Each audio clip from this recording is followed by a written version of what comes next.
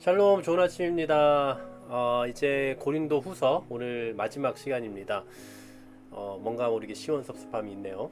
그동안 우리가 올 초부터 고린도 전서에 이어 고린도 후서까지 좀 연달아 생각을 해보면서 이 교회에 대한 이 시대에 하나님께서 주시는 그 말씀, 그리고 교회에 대해서 우리 성도된 우리들이 어떠한 자세로 살아나가야 하는가에 대해서 한번 생각해보는 시간을 가졌는데요. 어떠셨나요? 지난번에 고린도전서 끝내면서 제가 잠깐 이벤트 같은 걸 했는데 참여를 안 하셔서 이번에 이벤트 같은 걸 하지 않도록 하겠습니다. 아무튼 이번 기회를 통해서 교회에 대해 한번 정립해보는 그런 기회가 되셨으리라 생각하고요. 또 이제 다음 시간에는 또 다른 내용을 가지고 좀 함께 나눠볼까 합니다. 자, 오늘 마지막으로 이 고린도 후서의 말씀, 이 13장 11절부터 13절까지를 통해 사도 바울이 전하고 있는 하나님의 말씀, 그것이 무엇인가를 듣는 이 아침 되기를 간절히 소망합니다.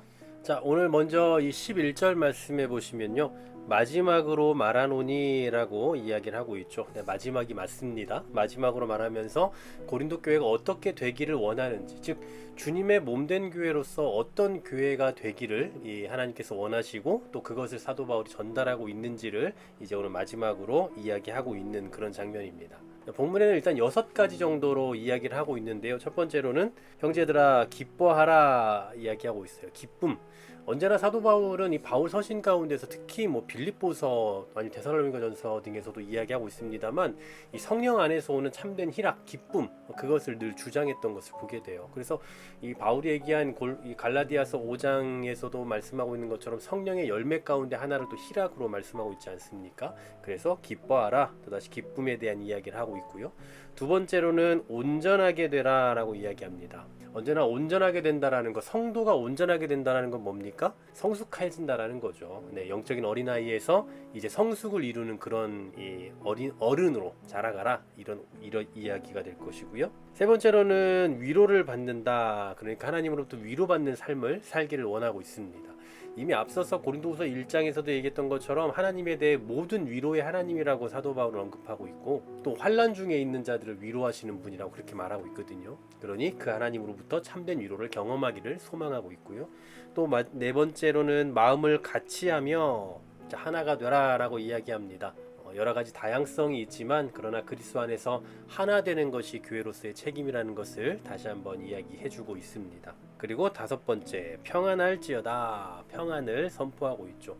고린도 교회는 사실 평안이 없었잖아요. 지금 뭐 파당, 또 시기, 고발, 무질서함, 불화함, 뭐 이런 것들이 넘쳐나는 그 사회, 또 그 교회 안에서 평안을 외치고 있습니다. 그리고 여섯 번째, 거룩하게 입맞춤으로 서로 문안하라. 자, 지금 우리로 말하면 악수하라는 거죠. 서로 사랑과 신뢰를 표시하라, 이 얘기입니다. 그런데 그냥 단순히 뭐 문안하라, 인사해라 이게 아니라 거룩을 말씀하고 있잖아요. 그러니 여기서 말하는 이 입맞춤은 그냥 일반 사람들이 애정과 신뢰의 표로 하는 그런 입맞춤과는 완전히 다른 내용입니다. 예수 그리스도 안에서 하나님 나라의 한 가족임을 나타내는 그런 교회 공동체로서의 모습을 지녀라, 이 얘기겠죠. 어떻게 이런 일이 가능하겠습니까? 바로 이게 핵심이 아닐까요? 사랑과 평강의 하나님이 너희와 함께 계실 것이다. 그렇습니다. 사랑과 평강의 하나님이 함께 계실 때에 교회가 거룩의 어떤 그 교제, 거룩한 악수 이런 것들을 행할 수 있는 거겠죠. 그러면서 끝으로 이제 축도문에 대한 언급을 하고 있습니다. 13절에 보시면 우리가 잘 알고 있는 내용이죠. 뭐 우리가 예배 때마다 이 교회에서 목사님들이 하는 그 축도의 내용입니다. 여기 보면 예수 그리스도의 은혜, 하나님의 사랑, 성령의 교통하심에 대해서 말하고 있어요. 주 예수 그리스도의 은혜, 그리고 하나님의 사랑, 성령님의 교통하심은 그리스도인의 삶에 있어서 절대적으로 필요한 것 아니겠습니까? 이것이 없으면 우리가 이 땅에서 하나님의 백성으로 살아갈 수가 없어요. 하나님의 백성 노릇을 할 수가 없다고요. 하나님의 백성으로 한 걸음도 나아갈 수가 없어요. 그렇다면 교회도 마찬가지죠. 교회도 역시나 예수 그리스도의 은혜, 하나님의 사랑, 성령님의 교통하심, 그리고 앞서 11절에 말씀하고 있는 사랑과 평강의 하나님이 우리와 함께 하시는 그 은혜가 아니면 교회는 도무지 온전히 설 수가 없다라는 사실입니다.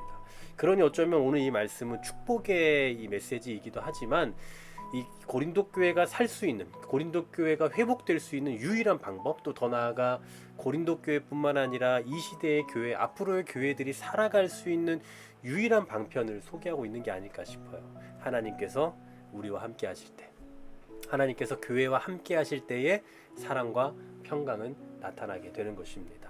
뭐 교회가 재정도 풍성하고 사람도 많고 건물도 좋고 하면 뭐 평안하게 보일지 모르겠어요. 그러나 그것으로 교회의 교회됨이 나타나는 게 아니고, 그것으로 교회의 평강이 확보되는 것이 아니고, 하나님이 우리와 함께 하실 때 그리스도의 은혜, 하나님의 사랑, 성령님의 교통하심, 그리고 사랑과 평강의 하나님이 우리와 함께 하실 때에 교회의 교회됨이 가장 확실하게 드러나게 된다라는 사실입니다. 바라기는 여러분이 섬기시는 교회마다 이러한 은혜가 있기를 소망합니다. 우리가 사랑하는 교회, 우리가 섬기는 교회, 우리에게 허락하신 교회, 이 교회 가운데 하나님께서 주시는 은총과 은혜와 복, 그리고 성령님의 교통하심, 평강의 하나님, 사랑의 하나님, 그 하나님의 은혜가 우리 교회 가운데, 여러분의 교회들 가운데 넘쳐나기를 주의 이름으로 간절히 소망합니다.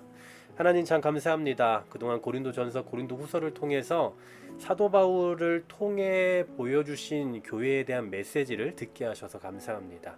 우리는 교회를 이루어가고 있고 교회를 이루어야 하며 교회를 세워가야 되는 존재로 부름받은 존재들입니다. 하나님, 우리가 어떻게 주 앞에 서야 할 것인가를 날마다 말씀을 통해서 점검해 갈 수 있게 하여 주시고, 무엇보다 우리를 통해 교회를 이루어가게 하셨사오니 우리를 통해 건강한 교회가 세워지고 우리를 통해 하나님의 교회가 가장 거룩한 교회로서의 가치를 발휘해 나갈 수 있도록 은혜를 허락하여 주시옵소서. 그리고 그 무엇보다 우리가 섬기는 교회 가운데 주 예수 그리스도의 은혜, 하나님의 사랑, 성령님의 교통하심이 언제나 넘쳐날 수 있기를 간절히 소망하며 예수 그리스도의 이름으로 기도하옵나이다.